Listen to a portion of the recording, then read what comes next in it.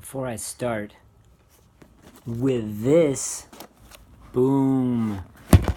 Before I start with this, though, I just saw Brie Larson's Jimmy Fallon interview, and it's amazing. And if you like any of this stuff, the stuff she talks about Samuel Jackson is really, really funny and really awesome. I mean, she got to see his lightsaber, like, for real.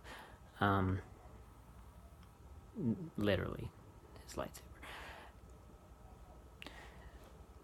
But the whole interview is great. But yeah, there's a whole lot of stuff about that and Unicorn Store and just how he acts. And so I wanted to talk about this for a second.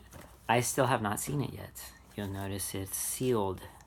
It's got that little Target grabbed this Steelbook, maybe because I know the film didn't have as much success as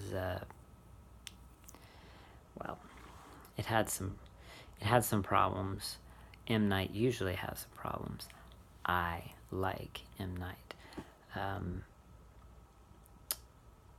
I had it spoiled for me at the end of Split that it was going to be a planned trilogy, but that was not perfectly fine. It would have been nice to not have that spoiled, but I'd had Sixth Sense spoiled too.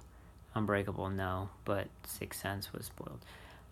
It's hard to contain, especially in this in-game type of situation. It's really hard to contain spoilers nowadays. So, I knew that coming in. I really liked Split a lot. I was very happy. I was super excited. I like it when Sam Jackson gets to be a main character too, and to be about him is important. So I knew I would get this. I tried to see it at the theater, and it did not work out.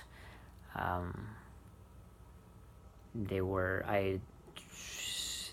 only time I could see it ended up being late as the weeks went by, and my theater was closed while it was renovating, and they took this film and several other ones out. I was like, so whatever.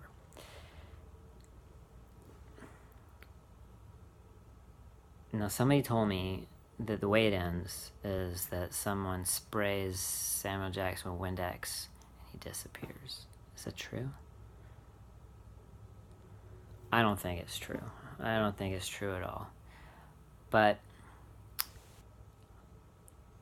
there's a lot of, when you see a film like this, you're kind of pre-thinking everything. I remember I had this with Signs, where they were spoiling it, but I misunderstood the spoiler. So the whole time I'm thinking this other thing, and the ending was actually much better than what what I had in my head and what they were trying to trick you with. I think everybody will always have a problem with him because he likes dialogue to actually be more intelligent than normal people speak. He just makes decisions that some people just don't like. I do. One thought I had was maybe all of this is just in Glass's head. Could be, but that wouldn't be a very good. That's like the dream thing. So I'm like, you need to let this go. Just watch it. So I'm gonna watch it. But not yet. That's all I wanted to say. Sorry I wasted your time. Oh, by the way, this is Alex Ross who designed this cover. You may know him from comic books, which makes sense since this is about comic books. Actually, when Unbreakable was made, we didn't exactly have the comic book revolution that we have now, where every few months there's a comic book movie that's coming out and well produced, well made, as long as it's Marvel, not DC or anything.